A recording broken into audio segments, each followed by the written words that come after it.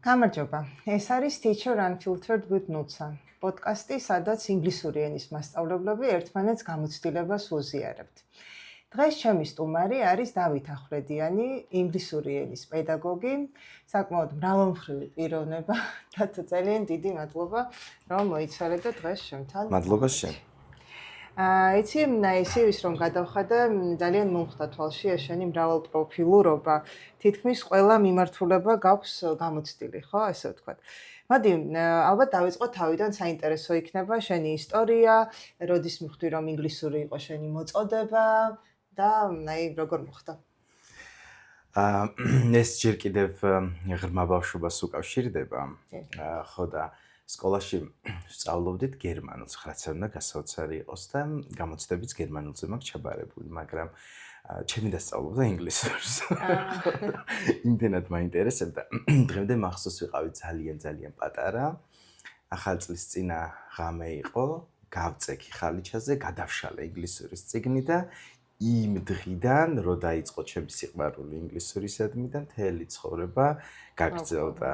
ხო და როგორ გახსოვს თან ეს მომენტი? ხო, მახსოვს, იმიტომ რომ სულ არ მშურდა, მაგრამ რაღაცნაირად მინდოდა რომ მეც ვცოდნო და ინგლისური და ალბათ სწორი ნაბიჯი გადავდგი ჯერ კიდევ მაშინ. ხო? და ბავშვობაში შენთვის რომ ეთქვათ პროფესორი გახდები ან მკვლევარი გახდები და დაიჯერებდი, წარმოგედგინა?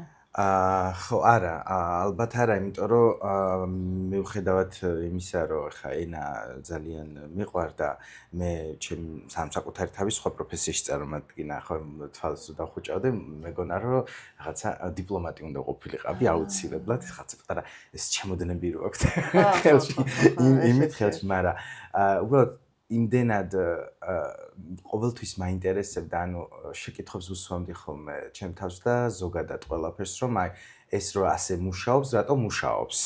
ხო, რა იმალება ამის მიღმა, ან პასუხები ყოველთვის მაინტერესებდა და შეიძლება მე ამან გამოიწვია ის, რომ როცა უკვე ინგლისურს დავუკავშირე ჩემი პროფესია, დავიწყე რაღაცეების ძიება, ხო, აი რატომ არის რომ დავუშვათ ენა ასეთ გარემოში ისწავლება, ან ისეთ გარემოში ისწავლება, ან რატო ეს მეთოდი უკეთესია და არა ის და ხო, ალბათ შეიძლება და ეს ყოფილიყო.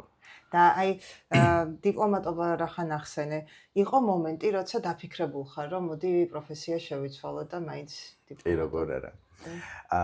ხო, დიპლომატობა ხომ მინდოდა და ჩავაბარე კიდევ. დიპლომატიაზე მართლა? ჩავაბარე. მთელი 4 წელი ვისწავლე.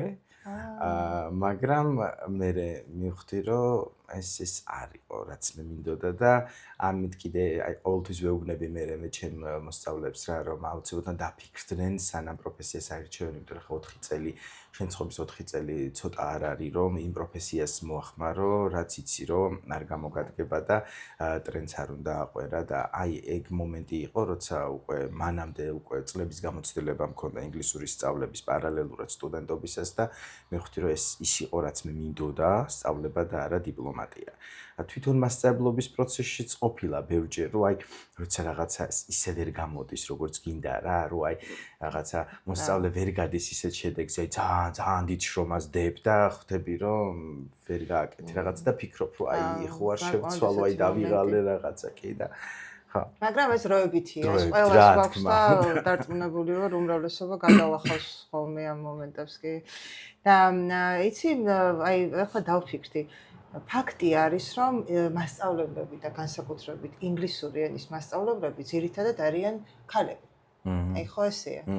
ჩემთან მაგალითად, მე როცა ვსწავლობდი მეხუთე კორპუსში, ანგლისტები 99% იყვნენ გოგოები. 1-2 ბიჭი ყავდათ კურსზე, ამდენ გოგოს. რატომ ხდება ეს? რატომ არ აინტერესებთ ბიჭებს? თუ მოთხოვნა არ არის, თუ როგორ ფიქრობ? ჩემ შემთხვევაშიც ეგრე იყო, 11 გოგო და 1 ბიჭი. ხელის გულზე მატარებდნენ. ზოგადად მე მგონი თვითონ მასწავლებლობასთან არის აქ უფრო პროფესია, ხო, იმიტომ რომ თითქოს არ უნდათ ამ სფეროში წასვლა, ნუ გამონაკლისება ტექნიკური საგნებია, ფიზიკა, მათემატიკა, იქ უფრო მეტად მამაკაცები არიან და ჰუმანიტარულში ნაკლებად. შეიძლება ეს ტენდენცია არის, რომ მაშინაც ნაკლებად დაფასებული იყო ეს პროფესია, ნუ ფინანსების თვალსაზრისით, ალბათ ყოველ შემთხვევაში. დღესდღეობით მიხარია, რომ მაინც ვხედავ ახალგაზრდა კოლეგებს, მამაკაც კოლეგებს, რომლებიც შემოდიან ამ სფეროში და ხო, ვფიქრობ, რომ რამდენიმე წელიწადში კიდევ უფრო მეტად დაფასდება და კიდევ უფრო მეტი მსურველი იქნება. დაინტერესებული ხო?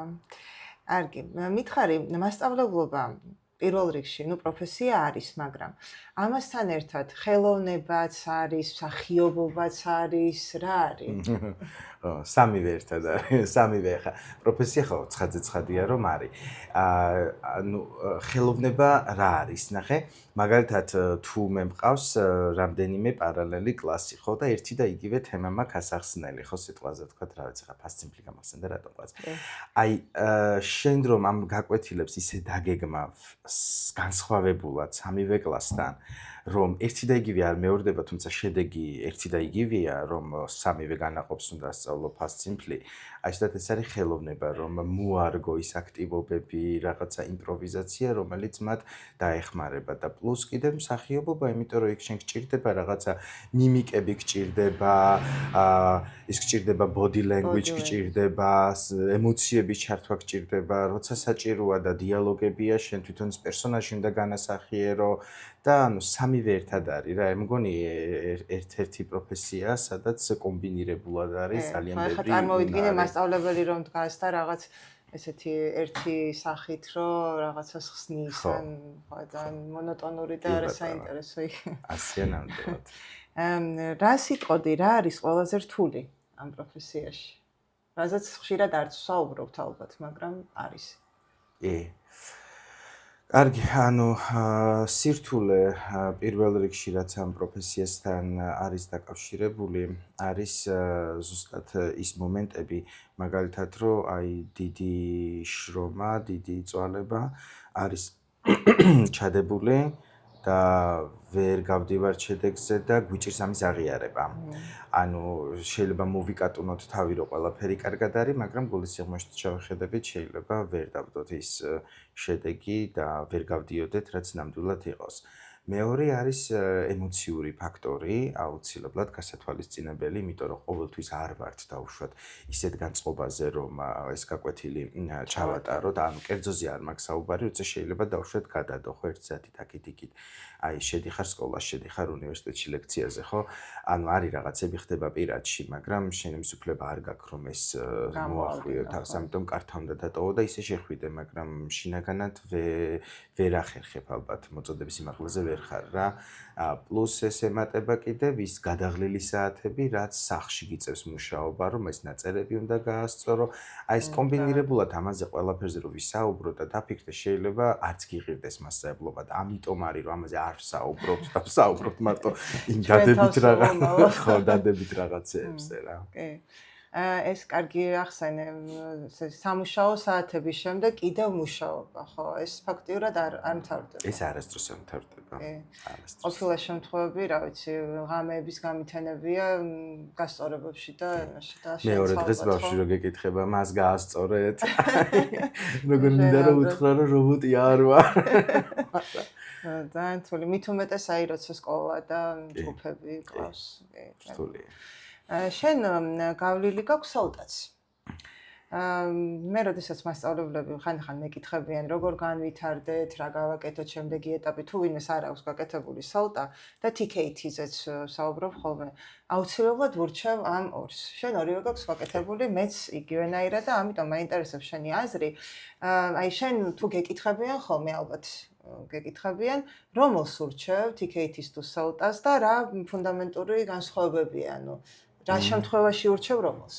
კაი შეკითხვა არის. პირველ რიგში მოდი ვთქვათ ის, რომ ფინანსებსაც გააჩნია, იმიტომ რომ ესენი საგრძნობლად განსხვავდება ერთმანეთისგან, ხო ფინანსურად. TKT-ს ახლა 3 მოდული აქვს, კი იცი და თითო 100 რაღაცამდე ღირს, მაგრამ სელტა დაახლოებით 900 ფუნტი, როცა მე გავაკეთე, ახლა კიდე ალბათ უფრო ძვირი, ამიტომ ფინანსებს გააჩნია. TKT არის შემთხვევა, მაგალითად, როცა აი კარიერაში ახალი გაქვს ფეხი შედგმული და ჯერ კიდე ტერმინებში გინდა გარკვევა, დავუშვათ რა არის, რა როგორ მუშაობს, ეს თეორიული ცოდნა შეიძლება ამით დააგროვო და სრულიად საკმარისი იყოს, მაგრამ აი სელტას რაც შეეხება ხო, ეს უფრო მეტად უკვე პრაქტიკული არის, ხო, როცა ატარებ გაკვეთილებს, გაკვირდებიან, გაძლევენ უკავშირს და კარგი არის, ხა კი ამბობენ, რომ მაგალითად CELTA კარგია იმათვის, ვისაც teaching-ში ანუ მასწავლებლობაში გამოცდილება არ აქვს და ეს რაღაცა თავდაყირა დააყენებს და გასწავლის.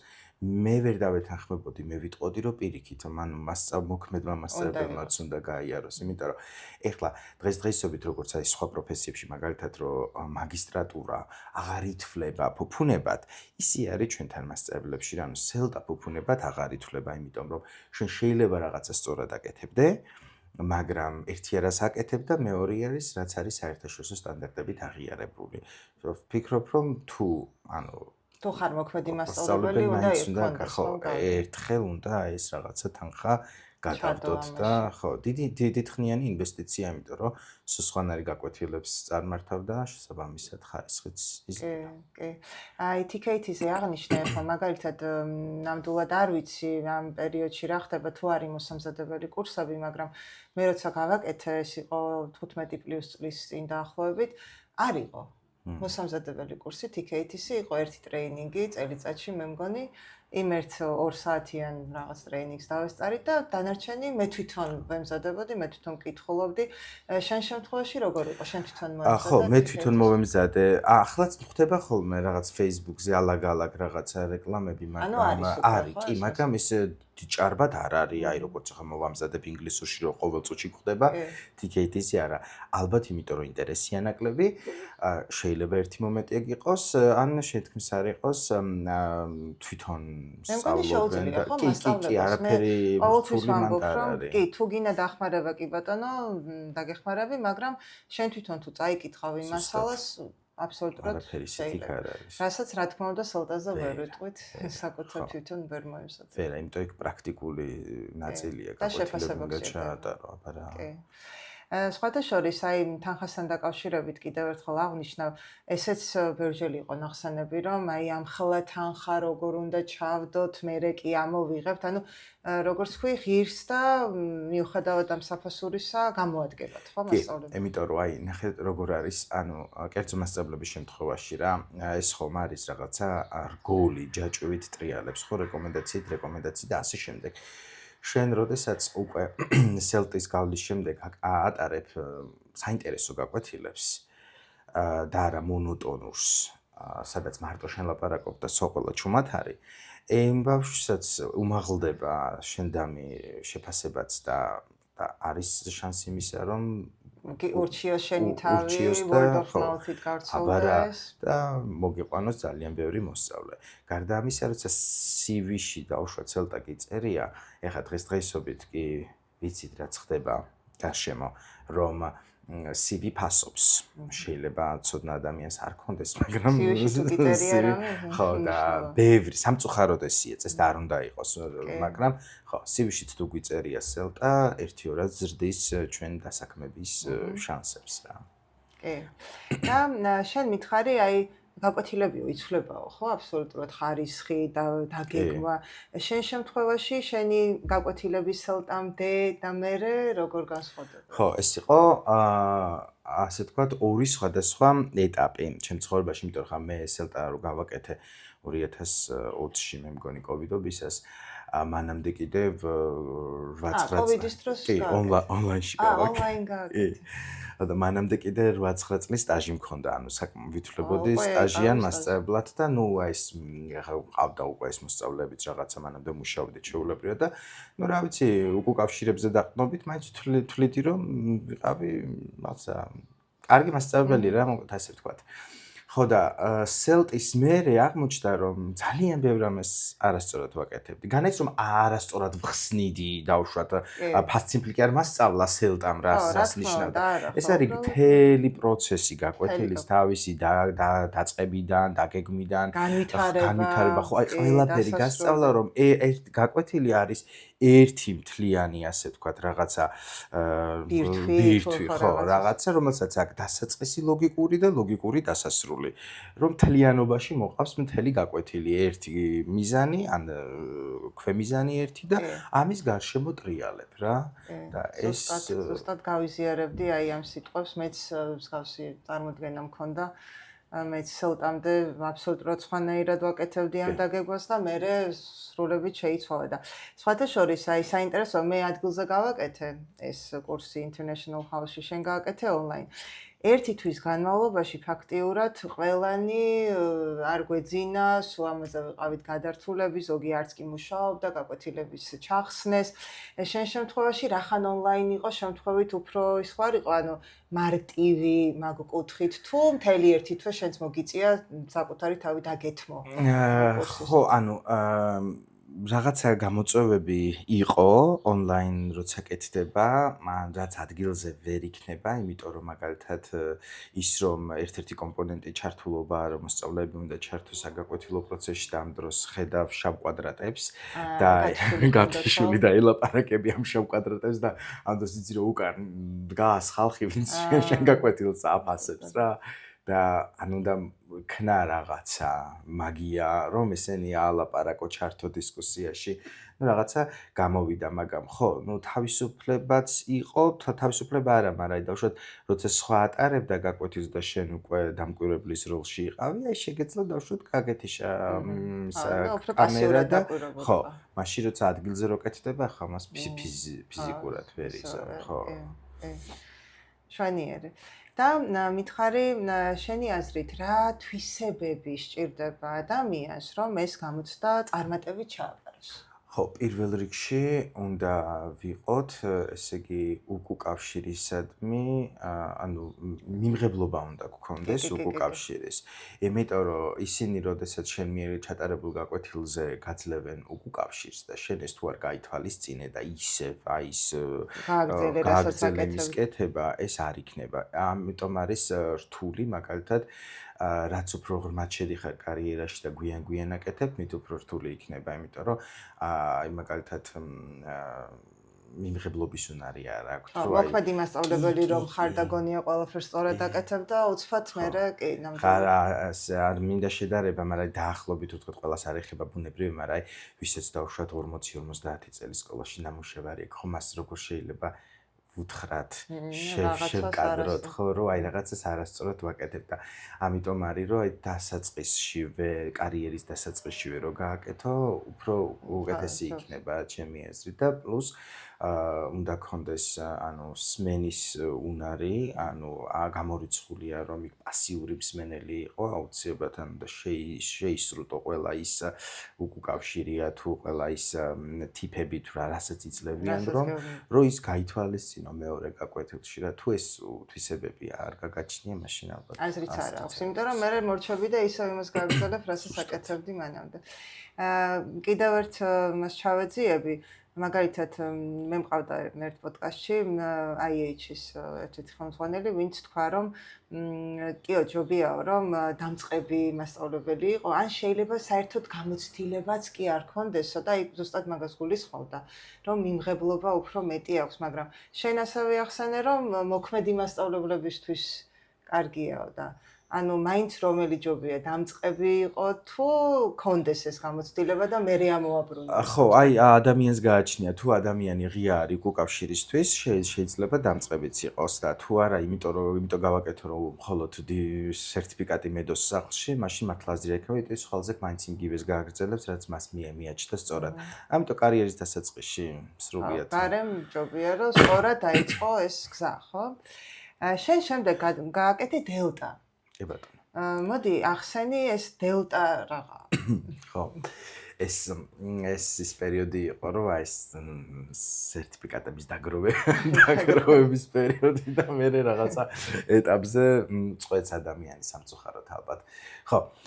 დელტა არის მაშინ ბოდიში მაშინ გავაკეთე სელტას მე მალევე 2 წელში გავაკეთე. 2 წელში გავაკეთე, ჯერ გავაკეთე პირველი მოდული და ძალიან ბევრი სწავიკითხე, ასე ვთქვათ, მასალამდე, აი ფორუმები გავეცანი ყოფილ დელტას კანდიდატებს რაღაცა და ყველა მითხრა მოკლედ რომ აუცილებელი არის რომ ცენტრში მოემზადო.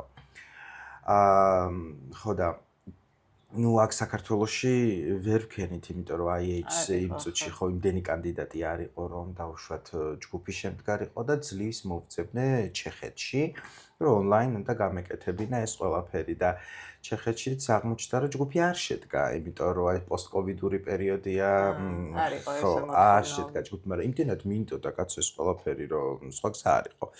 ჩამოვწერე რესურსები, რაც იქ უდევთ, რომ ეს არის მაგალითად ლიტერატურა, რომელსაც უნდა გაეცნოთ, 18 წიგნი იყო დღემდე მახსოვს და წიგნებიც არ იშოვებოდა და ყველა ამოვბეჭდე. დავჯექი ჩემით და დავიწყე ამისი დამუშავება რა.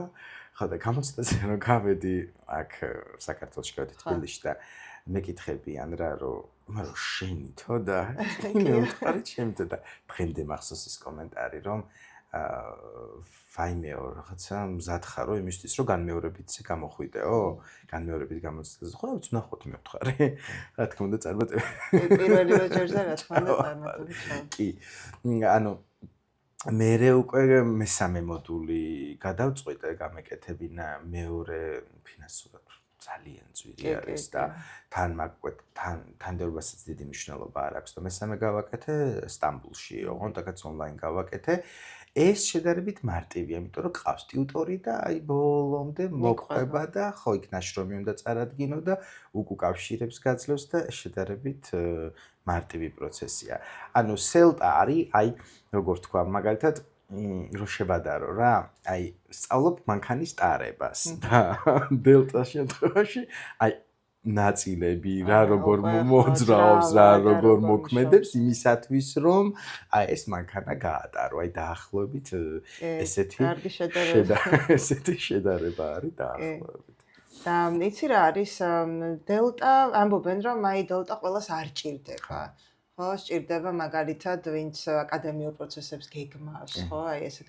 რა სიტყოდი, ჩვეულებრივ მასწავლებელს, ესე ვთქვათ, ვინც ასწავლის სკოლაში ან ლექტორს, სჭირდება დელტა მაინც?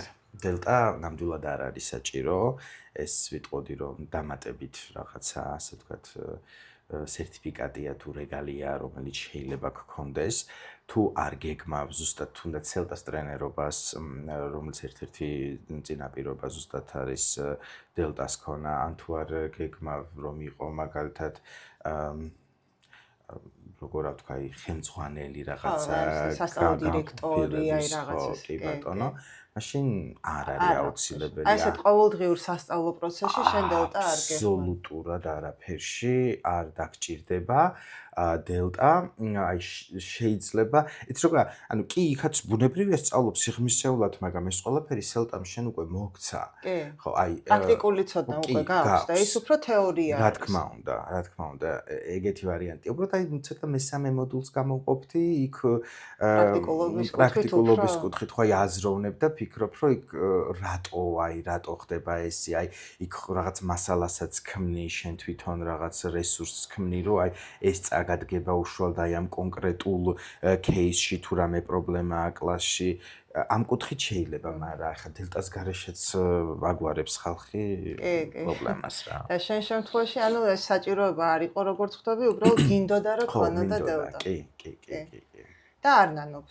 არა, აბსოლუტურად არ ნანობ, კი ის კი რა მეორე მაგ დარჩენილი და ისიც და გავაკეთო. ძალიან კარგი, აპირებ ანუ, ხო, კიდე გაკეთებ. მოდი, შენ მითხარი რომ, ნუ სელტაზე, როგორც ყველამ ვიცით უკვე, გაკვეთილებს ვაკვირდებით, უყურებთ სხვა მასწავლებლებს. აი, გაკვეთილს როცა აკვირდები, პირველ რამდენიმე წუთში, პირველ 10 წუთში, უფრო მეტად რას აკვირდები ხოლმე? ან თუნდაც სელტაზე, რას აკვირდებოდი ხოლმე? პირველი 10 წუთი ჯერ მნიშვნელოვანი არის, რაც სამწუხაროდ არ ხდება, ეს არის მიზნის გაცნობა. ანუ მე არ ვსაუბრობ ახლა კერძო მოსწავლეებთან, თუმცა მათაც უნდა იცოდნენ რა არის გაკვეთილის მიზანი, მაგრამ ახლა როცა სკოლაში შედიხარ, უნივერსიტეტში შედიხარ და ამ ხელა აუდიტორია ყავს, აუცილებელი არის რომ მოამზადო ისინი, ანუ შეუქმნა ის ფონი, ის განწყობა, რომ რა კუთხით უნდა წავიდეს ადამიანის იგივეა რომ დილით რო ვიღვიძებთ და დავშოთ გეგმა არ გვაქვს და აქ წავიდე, სადაც ხარი დაუბერავს იქითო წავალ, ხო? ეგრე არ ხდება. ანუ პირველ რიგში ეგ არის მნიშვნელოვანი. მეორე ის რომ აი რასაც ვეძახით, მაგალითად activate the background knowledge, რომ აი რაც შეიძლება მეტი ეს ბავშვები ვალაპარაკოთ ამ თემის გარშემო და მე უკვე ლოგიკურად დავუკავშიროთ ეს იმ გაკვეთილს. ანუ ეს არის რაც ხდება ხოლმე თვალში და არა მაგალითად გამარჯობა ბავშვებო, გადავშალოთ წიგნი გვერდი რაღაცა 85-ზე და დავიწყოთ ამის წაკითხვა. კი, პატარები როცა არიან, მორჩილები არიან და გადაშლიან და წაეკითხავენ, მაგრამ დიდმა შეიძლება არც, მაგრამ შეგეკითხოს რომ აი ნუ რატო?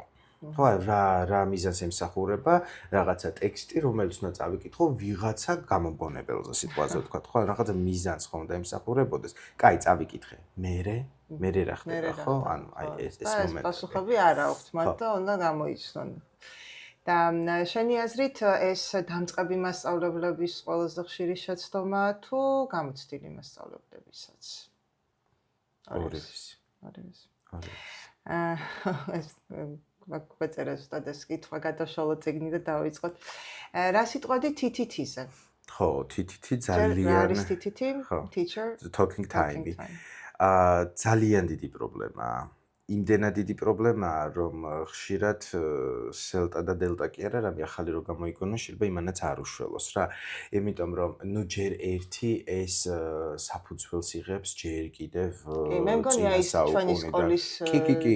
აი ეს რო იყო რა ქვია grammar translation method და იქიდან მოყოლებული და ახლა ჩვენ დროსაც ეგ იყო ხა ვინ შეგეკითხებოდა აზრს შენას ფიქრობ ხო ანუ ყოფილიყავი ჩუმად და გესმინა მთელი 40-45 წუთი მასწავლებს და ზუსტად მასწავლებს მე ხო და ის თაობა მოდის ეხლაც და ნახეთ როგორ არის მე ჩვენშიც ეგ იყვიწებს რა იმიტომ რომ ჩვენ ის მეთოდი გვეგონა რომ იყო კარგი იმიტომ რომ სხვას არ ვიცნობდით და მასწავლებს გონია რომ რაც მეც საუბრობთ მით მეც გავაგებინებთ ბავშვს და ამ დროს ბავშვი მიდის პასიურ მსმენელად აღარ ისმენს რუტინა არის ხო ახლა რა ვიცი 10-15 წუთის მერე ფილმსაც რო უყურებთ ხოლმე ხანდახან რაღაცა წაგთვლიმავს და ეს არის დიდი პრობლემა. მიუხედავად იმისა, რომ აი სელტაზეც მაგალითად სულ მაგი ერთ-ერთი პუნქტია რა, რომ აი სულ ცდილობენ რომ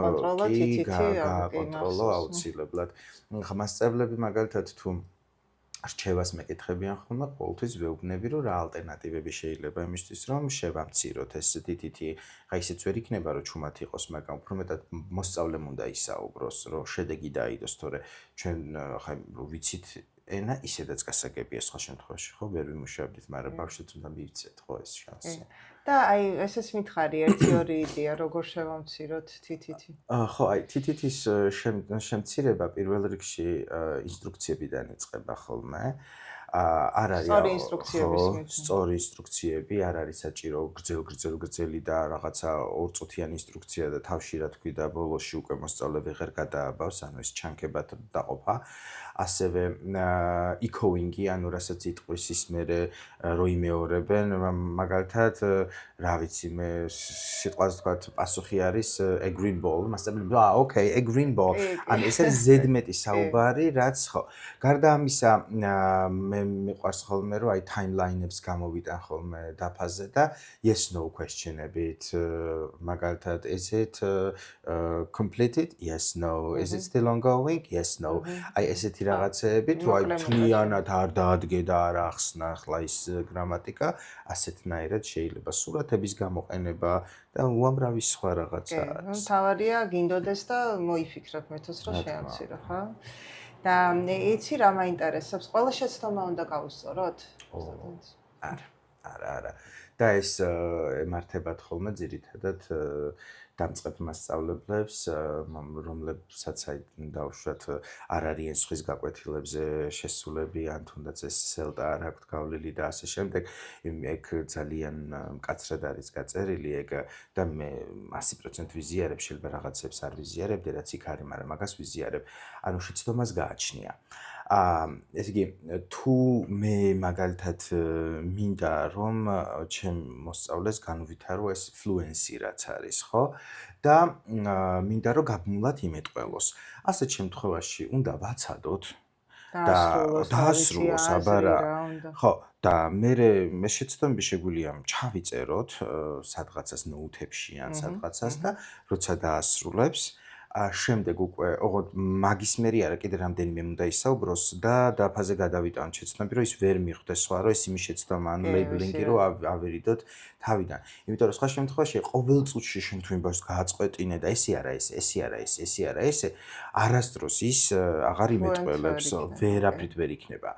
და გააჩნია და თუ აქტივობა არის ის რომ ნახო აი ახლა წეგან რო ავხსენი და უშუალოდ ის რაღაცა ფესივი როგორ გამოიყენა სწორად ხო ის შეიძლება ოღონდ რაღაც სხვანაირად შეიძლება მაგალითად არა შეწყვეტით ხო აი შეუტრიალო მაგალითად ბავშვმა თქვა სიტყვაზე თქვა yesterday we go'd we და ხვდები რომ რაღაცა ვის მერე უნდა გააგრძელოს მერე უკვე სწორად ხო გააჩნია რა მაგრამ იმ წუთში ალბათ შენ ახლა უფრო საუბარი გაქვს ჯგუფურ მუშაობაზე.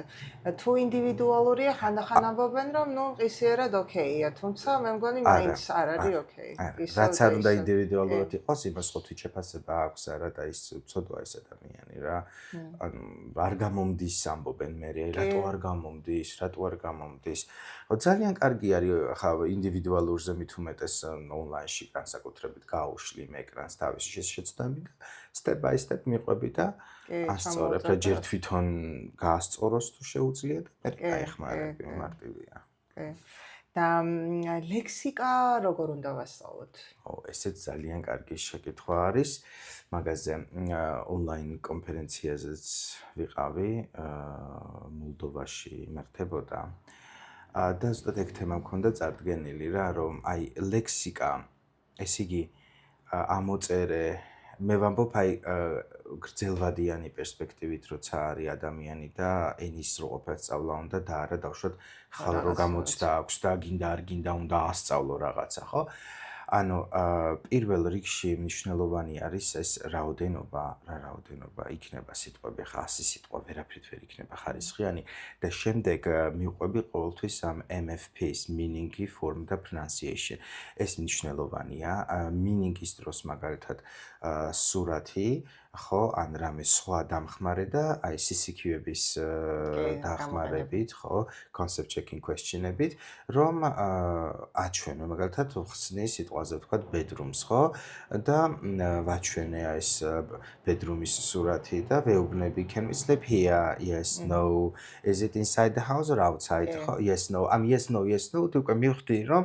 ამ ბავშვის გონებაში უკვე რაღაცა ხო აი რაღაც ხატად არის უკვე წარმოდგენილი რომ აი bedroom-ით უნდა ყოფილა ეს ამის მერე form-ზე უნდა გადავიდეთ ეხლა ქართულისგან განსხვავებით იქ არის თვლადი არსებითი სახელები უთვლადი არსებითი სახელები რაღაცა ფიქსირებულ ფრაზებთან და შემდეგ ეს უნდა გავაცნოთ და რა თქმა უნდა მერე pronunciation იმიტომ რომ არ აღმოჩნდეთ იმ მდგომარეობაში რა მდგომარეობაში ახლაც ვარ თუნდაც უნივერსიტეტში დღემდე FAMOS ამბობს ზოგი და mountains ამბობს და ასე შემდეგ ეს იმიტომ რომ ეს არის უკვე fossilized error აი აქ არის უკვე გაშხანთილი და ამას სამწუხაროდ აღარაფერი არ ეშველება კარგა ხანი მაგრამ შეიძლება იმ წუთში იმაშვებით რაღაცა ვცდილობთ რომ გამოვასწროთ მაგრამ ასე ახსოვს კი ეს არის აი ესეთი ცოდნა მართლა ძალიან რთულია ესეთი არასწორი რაღაცების გამოსწორება თუმცა შესაძლებელი არის ახლა ყველაფერი შესაძლებელია საბოლოო ჯამში, მაგრამ ძალიან დიდი ძალისხმევა.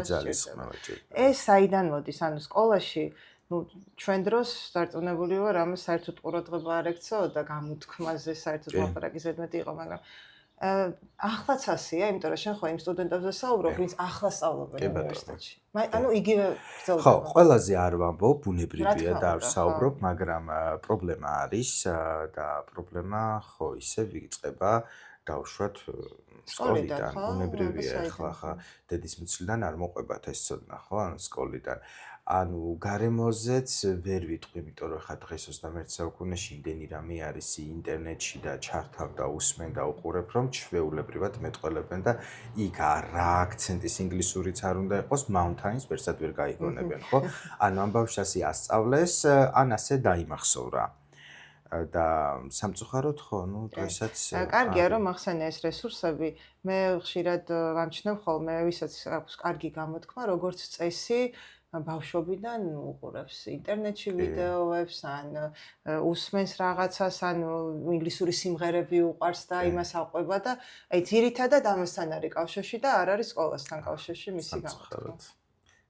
არ ვამბობ კიდე ერთხელ ვიტყვი რომ ყველა შემთხვევაში არის რომ მართლა მასწავლებელი ბოლომდე იხარჯება და მთელ რესურსებს დებს ამ მოსწავლეში და დაუშვათ რეგიონში სადღაც შორს სადაც ინტერნეტიც არ არის ის ბავშვები აღწევენ ხო რაღაცა შედეგს და ეს რა თქმა უნდა მასწავლებლის დამსახურება მაგრამ როცა ბავშვი პირველ კლასში შემოდის და უკვე ინგლისურს თავისუფლად საუბრობს ხო ეს რა თქმა უნდა გარემო ფაქტორების დამსახურება არის კი და ჩვენ ვისაუბრეთ შენ ახსენე grammar translation როგორ ფიქრობ გადათარგმნა ზოგადად ინგლისური ენის გაკვეთილზე ან ენის სწავლის დროს ცუდია თუ როგორ არ ვიცი ანუ ზოგადად არ ვარ მომხრე მაგრამ მე ვარ მომხრე არ ნიშნავს იმას რომ შეიძლება იყოს ცუდი ეს არის მოსწავლის საჭიროებებიდან გამომდინარე რა დღეს მაინც იქამდე მივდივართ რომ ყველა დამოუკიდებელი მსწავლელია და ყველა სხვადასხვანაირად სწავლობს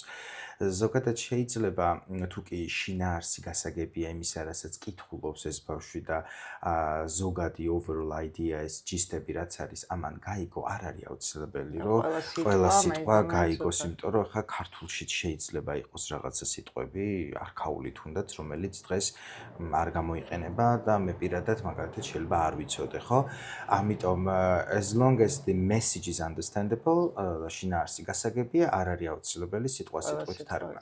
მაგრამ თუ მოსწავლე დამწყებია, ძალიან უჭირს, წვალობს რაღაცა, შეიძლება საწყის ეტაპზე დავეხმაროთ აი ეს ან წესების თარგმნით კონკრეტული სიტყვის აი სიტყვებიც ხო აი დავუშვათ კი ვთქვი რომ აი ეს გამომაქეს MFP და ის მაგრამ თუ 20 სიტყვიდან 17 უცნობია ხა ამდენ სიტყვას ფიზიკურად ვერ ამიტომ რაღაცა ჰინტებით რაღაცა მინიშნებებით შეიძლება ეს ყველაფერი და ხო ანუ ჩემი აზრით მაინც გააჩნია მოსწავლესაც კი მოდი ვისაუბროთ Fulbright-ზე.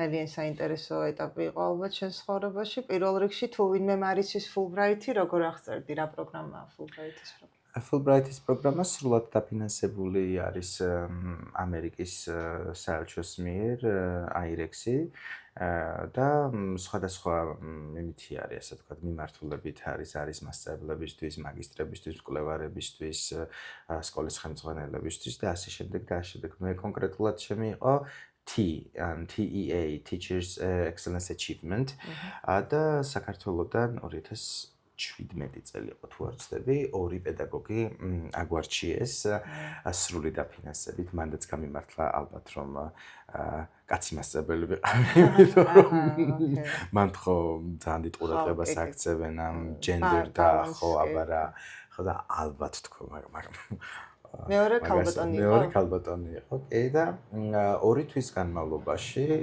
ვიყავით ამერიკის შეერთებულ შტატებში. სკოლაზე ვიყავით მიბმულები, ჩემი იყო Colony High School და ასე იგი პირველ ნახევარი გაკვეთილებს ვატარებდით სკოლაში, მერე ბრუნდებოდით უნივერსიტეტში, Claremont Graduate University, სადაც თეორიულ ცოდნას გვაძლევდნენ ამ teaching-თან, მეთოდებთან, IT-სთან დაკავშირებით, ჯერ საქართველოში მაშინ არ იყო ეს თამაშებით სწავლება, შეიძლება იყო, მაგრამ მე არ ვიყავი ამ ხელადოზით ინფორმირებული და პირველად მაშინ ვნახე კაჰუტი და ხა ცოტა გამხელჯობ შეიძლება ვინმე ჩემამდე იყენებდა და კი ბატონო respect მაგრამ მე ჩამოხვედი და ხო და მახსოვს ლიტერატურის გაკვეთილს ვესწრებოდი სკოლაში და იქ ყველას თავისი აქ რა iPad-ი ასე თუ პლანშეტი ოღონდ კი არ იყენებენ ამას გაკვეთილზე კი არ სკროლავენ დიდი ისინია მოძრავი ურიკებია და იქ აქვს შენახული და როცა მასწავლებელი საჭიროთulis გამოაქვთ რა და პირველად მაშინ ვნახე ლიტერატურის გაკვეთილზე რომ ნაწარმოები ხო წაიკითხეს და ნაწარმოების შეჯამება ასე ვთქვათ ჩვენი შემაჯამებელი რაც არის იყო კაჰუტში ანუ ეს შეკითხვები ამ ნაწარმოებიდან გამოვიდა ეკრანზე და როგორც ხდება რა და ბავშვებს ამ პლანშეტებზე შეკითხვებია ანუ წამებში ხო ეგრევე ქონდა მასწავლებელს რიპორტი, რომელმა ბავშვმა რომელ შეკითხვას აი ეგრევე პროცენტული რაოდენობა და ჩვენ ეს ნაწერები მიგვაქვს ახალში. აქ ვასწორებთ. თან ეს არის ინდივიდუალური უკავშირება, მე რომ მინდოდეს მშობელთან მიწერა პირდაპირ რიპორტია რა და იმას ავდგებით და დავუშვათ მივიწეს იმხელა დროს ზოგავს და იმხელა რესურს ზოგავს რომ რა ვიცი მაგრამ ანუ ეს ჯერ კიდევ 2017-ში იყო იქ ჩვენთან ჯერ არ არის ხო ეხლა ჩვენთან საჯაროში კერძო ჩვენთან აკრძალულია მაგრამ საჯაროში რამდენადაც ვიცი ეხლა იკრძალა წელს მაგრამ არც იქამდე არ ვიცი არ მაქვს ინფორმაცია რომ თუ იყენებდნენ დავუშვათ მობილურებს აი ამ კაჰუტისთვის და არა მგონია და ყოველ შემთხვევაში მე არ გამიგია ხო და აი ეს იყო პირველი შოკი რომ თურმე გაკვეთილი შეიძლება გამოიკითხო თამაშით ხო და საერთოდ არ არის ეფექტი მიიღო ფაქტიურად და ჩამოვედი თორე ეგრევე დავიწყე განხორციელება და კიდევ აი რამ გაგაოცა რა იყო შთამბეჭდავი ალბათ ეს გამოცდილება რაღაც მრავალმხრივ დაგეხმარა ხო? კი როგორ არა კიდევ რა იყო ისეთი მნიშვნელოვანი იმორთვეში? მნიშვნელოვანი ну თვითონ ეს ინგლისურის სწავლებით რომ აკვირდები გაკვეთილებს ხედავ რომ საერთოდ განსხვავებული მიდგომებია და მგონია რომ სხვა სამყაროში ხარ საერთოდ იმიტომ რომ აი რაღაცები კეთდება უფრო მარტივად ვიდრე შეიძლება შენ რომ წარმოგედგინა ის რომ კორსბუქი არ არის ამის ცნება იქ არ არის ანუ ეს წიგნი არ არის და შესაბამისად გადაშალე 65 გვერდზე არ არის და ეს როგორ შეიძლება რომ ერთი რაღაცა პატარა ფურცლით შემთელი გაკვეთილი წარმართო დაგეგმო ისე რომ ყველა ჩართული იყოს და ჩვენთან ზოგჯერ რა ვიცი ერთ გაკვეთილზე 2-3 ჰენდაუთი შეგვაქვს რომ აი ხო რაღაცა ეს რომ მალე მოვჩე ეს მივცე ხო და აიდიაში არ ხდება ეგრე ანუ ერთი გაკვეთილი ერთი ფურცლითაც შეიძლება რაღაცა ფურორი მოახდინო რა ეს და თვითონ ეს მეთოდებიც უნივერსიტეტში რასაც გავდიოდით რაც მართლა ძალიან საინტერესო იყო აი კომპიუტერების კუთხით სხვა პროექტები მე სკოლასთან გახორციელებული პროექტები აი როგორ შეიძლება დაუშვათ რაღაცები სწავლება უკეთესად ან რაღაცა ახალი აპლიკაციები რომლებიც არ არსებობდა და მეორე მომენტი საინტერესო იყო აი კლასგარეშე აქტივობები თვითონ ეს მოსწავლეები როგორ ერთვებიან კაცო თავისი სურვილით ეს მინდოდა სხვათა შორის მეკითხა მოსწავლეებს როგორ დაახასიათებდით ხო ანუ ძალიან განსხვავდებიან განსხვავდებიან კი მაგრამ აი ორი კუთხით არის რა მე მაგალითად რა ვიცი ახლა ჩვენი ქართველი მოსწავლეები ძალიან მიყვარს და ძალიან დიდ პატივს ვცემ, იმიტომ რომ ზუსტად ვიცი რომ როგორი თავისუფლებაც იმათ გაკვეთილზე აქვს, ჩვენებს რომ მისცემ, მაინც ალბათ არ გააკეთებენ იმას, რაც იქ იყო. რამდენადაც ეს მეთოდები უფრო საინტერესო იყო და უფრო განსხვავებული და მიდგომაც მრავალმხრივი, იმდენად მოსწავლეების თვითონ გაკვეთილზე აქტივობა, აქცევა, აქცევა, აი ჩვენთან არ ამგონია რომ ეს რაღაცა ქნარი ანუ უფრო თავისუფლები არიან. შეიძლება ეს იმიტომ რომ ჩვენ მოვდივართ საბჭოეთიდან და დიდი დაღი გვადებს, მაგრამ მაინც ვფიქრობ რომ ჩვენები არის ამენ ესე რა, ხო. და მეორეს მხრივ ძალიან ინტერესიანები არიან, ხო, რაღაცებს აკეთებენ ეს მასწავლებელი ხსნის ალაპარაკოს, მაგრამ როგორც კი უკვე აქტივობას ახსენებს, აბსოლუტურად ყველა რესურსი გადადებულია, აი მათ შორის გაკვეთილზე ჭამა, რაც ჩემთვის მიუღებელი იყო, როგორც მასწავლებელი ჭამდა, ისე ეს ბავშვები ჭამდნენ და რაღაცა მე ცოტა ვერ მივიღე, მაგრამ ალბათ ჩემშია პრობლემა. ხო, კი. ჩორობად ჭამენ, ეს ჩიფსები უდევთ იმაში და ეს ახრამუნებენ გაკვეთილზე, მაგრამ ხო, ალბათ ჩემ პრობლემაა, არ ვიცი.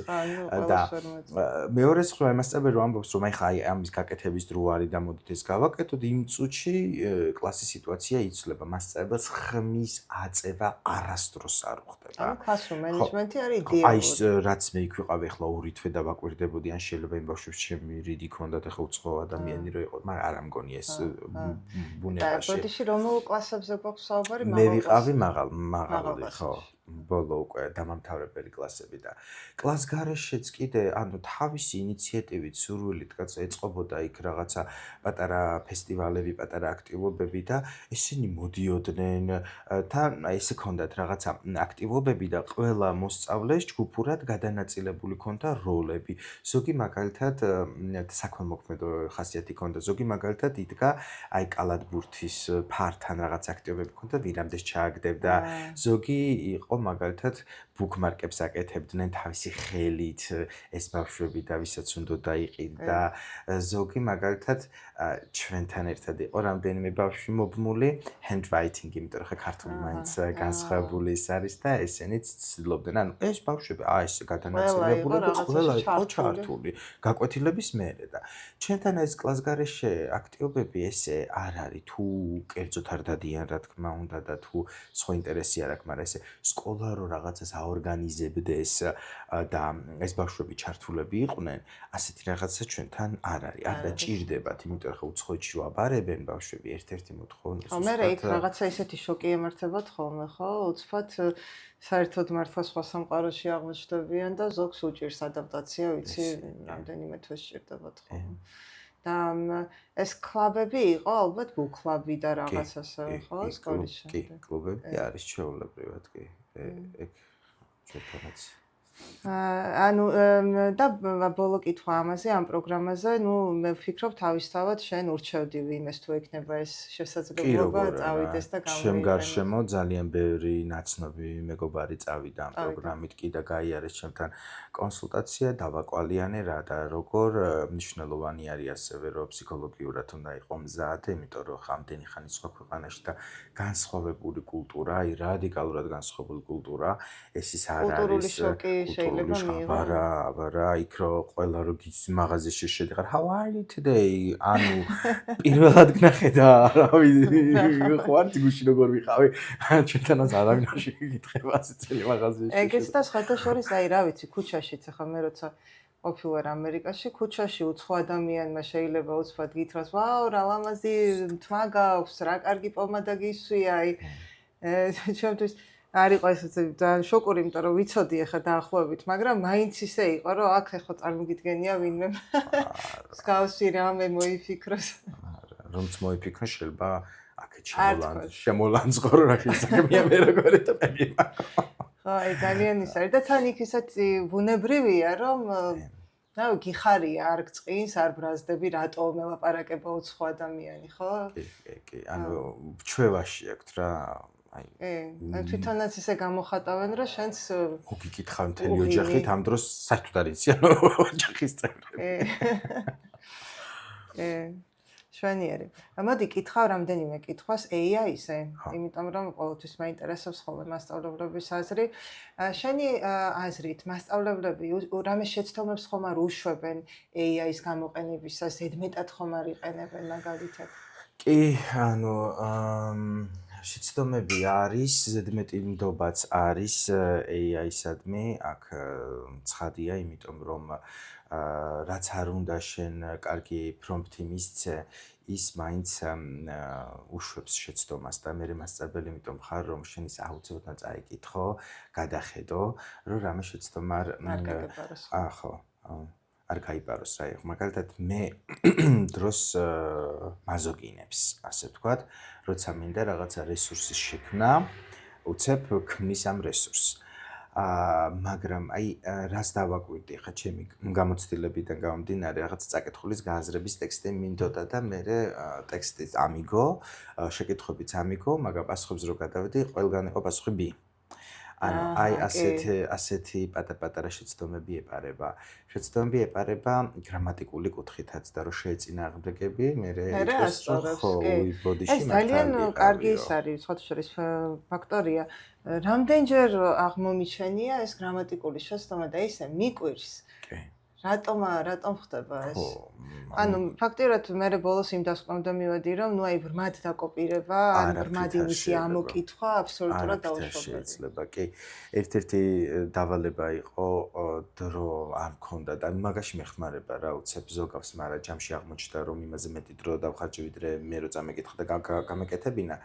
სიტყვების შესმის დავალება იყო და ChatGPT-ს ჩავაგდე და მე Gemini-ს ჩავაგდე და ერთ შეკითხვაში განსხვავებული პასუხები იყო. ანუ ერთმა სიტყვა მეორე მითქვა. ხო და ამას ჩავაგდე იმის პასუხი, იმას ჩავაგდე იმის პასუხი და რომელი ხარ ეს ხარ სწორი თქვა და Gemini აღმოჩნდა სწორი. ხო ამის მერე ვენდობი ხოლმე, მაგრამ მაინც არა, ანუ გონივრული გამოყენება არის სწორყოფაშიდობა არა, იმიტომ რომ ბავშვები ხვდებიან თუ ხელოვნური ინტელექტის დავალება არა, იმიტომ რომ უემოციო რაღაცნაირი ტექსტებია, რაღაცა გაყინული, სტანდარტული და ერთი მითი მიყვება რა. კი. და თვითონ მოსწავლეების მიერ AI-ის გამოყენებას როგორ ემხრობ? თუ არ ემხრობ? არა, არ ვემხრობი და ვერც ვაკონტროლებთ რა, იმიტომ რომ ეს ისე მოდის ადამიანის როგორ ვთქვა, ქვეცნობიერიდან ქართველები ყოველ ზოგადად ვცდილობთ რომ რაღაცა მარტივად გამოვიძრათ ყველა ნებისმიერ სიტუაციაში თუ რამე არის და ქართველი მოსწავლე განსაკუთრებით ხო რომ მიეცეს შანსი და საშუალება იმ წუთში AI-თი გააკეთებინეს. ვეუბნები ხოლმე რომ მაგალითად გამოიყენე, დაიხმარე რაღაცაში, აი იდეებში თემას როცა წერ ესეს როცა წერ ან სათაურები გამოელია ხო რაღაცა ჩაუგდე და მოგცეს ალტერნატივა, მაგრამ არა რა თქმა უნდა ბოლომდე დააწერინებს და ეს ძალიან დიდი პრობლემა არის უნივერსიტეტში. იმიტომ რომ ეხლა იქ ტელეფონებს ხო ვერ აუკრძალო, ტელეფონები ხელში აქვთ ჩვეულებრივად. ფაქტობრივად გამოდის ისე რომ ვერასდროს მე ჯგუფურ დავალებას ვერ ვაძლევ, წყვილში დავალებას ვერ ვაძლევ, დამოუკიდებლობას ვერ ვაძლევ, იმიტომ რომ იმ დააწერინებენ და 2 წუთში მეუბნებიან რომ მზად ვართ. მიუხედავად დრო მიცემული აქვს რომ რაღაცა 5 წუთი უნდა იმუშაო, ხო? 2 წუთში ფიზიკურად მზად ვერ გექნება, იმიტომ რომ იქ არის რამდენიმე უნდა შეადარო, იპოვო განსხვავებები, მსგავსებები, ხო? 2 წუთი რანაი. ხო, მაგრამ შენ ხო ხვდები რომ რა თქმა უნდა თავისი მომზადებული არ არის. მერე რასაუბნები, ანუ თავიდანაც სამწუხაროდ ვერ ვამტკიცებ. ხვდები, ისიც ვიცი რომ დავუშვათ ამდენი ინგლისური არ იცის რომ ეს გააკეთოს, მაგრამ ვერ ამტკიცებ ვერაფერს. თუ ონლაინ მიგზავნიან დავალებას, ეგეთ შემთხვევაში შეიძლება დავუშვათ შევამოწმო ხო და ის გეუბნება რომ AI-თი არის თუ არა დაწერილი, ზოგი ისე ბრმა დაკოპირებს, აი მე 2 შემთხვევა მქონდა ეგეთი ორივე უნივერსიტეტში და ნუ ეს ქვია უნდა მოუყვე. ერთი იყო რივიუ უნდა დაეწერათ ბავშვებს რესტორნის რა და მომიტანეს დაწერილი რომ მაგალითად იქ ეწერა ხალხთან მახსოვს, მაგრამ ის key მომენტი რაც არის იმას ვიტყვი რომ yesterday I went to და ჭხილებში say where you went. გადმოწერილი say where. არც კი გადაიკითხა რა თქმა უნდა და ნუ მე პასუხად მივწერე. ან მიაქწავეთ და ეს მივირთი და ეს მომეწონა და შენ. ხო და მეორე იყო რომ პირდაპირ იყო შემოთავაზ ეს ეწერა რომ გინდა შემდეგი დავალების პასუხების გაგიმზადო? ეს პირდაპირ იყო მოკოპირებული რომ უნდა და თუ არა. ეგეთი რაღაცები ნულდება. აი ეგეთი მეც მომსვლია ხო რომ გამიგზავნეს რაღაც დავალება და ბოლოს შეეტრა გინდა რაღაცა ისე შეგისწოროთ. არ იყო მოშორებული და ისე გამეცია. სამწუხაროდ. რაც უფრო წლები გადის, მით უფრო იმატებს ეს AI-ის ეპოქაში ვცხოვრობთ ეხლა ყველანი და არა, საბოლოოდ ვერ ამოვიღებთ ალბათ და ვერც ავუგრძალავთ, მაგრამ აი მეც რას გულისხმობდი, მაგალითად შეიძლება მე ხანდახან ვეუბნები რომ მოცხო სიტყვებისთვის გამოიყენე ან სავარჯიშოები გააკეთებინე, ხო აი ამ კუთხით, თორე რა თქმა უნდა თემების წერა რომ არ შეიძლება ამითი ყველა უნდა ხდებოდეს ალბათ თავის. ხო, მაგიტომა რომ აი ეს ადამიანზეა დამოკიდებული და მის ქვეცნობიერზე და მის სინდისზე მოდი ასე ვთქვათ, მაგრამ მოიყენებენ და იყენებენ სამწუხაროდ. აწი ალბათ კიდევ უფრო მეტად გამოიყენებენ. კარგი, მოდი გადავიდეთ ჩვენს ბოლო ნაწილზე. ეს არის ბლიცი და მოკლე კითხვებს დაგისვამ და მიპასუხე. რას ფიქრობ შენ? ონლაინ გაკვეთილები თუ პირისპირ? პირისპირ. კერძო გაკვეთილები თუ ჯგუფური? ჯგუფური. თინეიჯერები თუ მოზრდილი სტუდენტები? თინეიჯერები. სელტა თუ დელტა? სელტა. ბრიტანული ინგლისური თუ ამერიკული ინგლისური? სულ ერთია. ერთი წიგნით მუშაობა, ან ერთი კორსბუქი თუ PDF-ები? PDF-ები. ეს ახსენე კიდეც ChatGPT თუ Gemini. დავალება თუ არა? დავალებას არა. დავალება მაინც. ოკეი, და დილის გაკვეთილები თუ საღამოს? დილის. ყოველთვის ფაქტიურად ტრადიცია დილს არის. სუვენირებს გადაცემ ჩემს სტუმრებს სამახსოვროდ. ეს ესეთი შეხვდა. ხო, არა, Apple-ის მოყვარული რო იცოდი. საერთოდ მოცივარი არა Apple-ის. რაღაცა გამოვიცე. ძალიან დიდი მადლობა. მართლა ვისიამოვნე და საინტერესო საუბარი იყო, სასარგებლოც მე ვიტყოდი. თუ გინდათ რომ ეს პოდკასტი რაც შეიძლება მეტმა ადამიანმა ნახოს, დაალაიქეთ, გააზიარეთ. შემდეგი ეპიზოდი კი დაიდება შემდეგ ორშაბათს YouTube-ზე.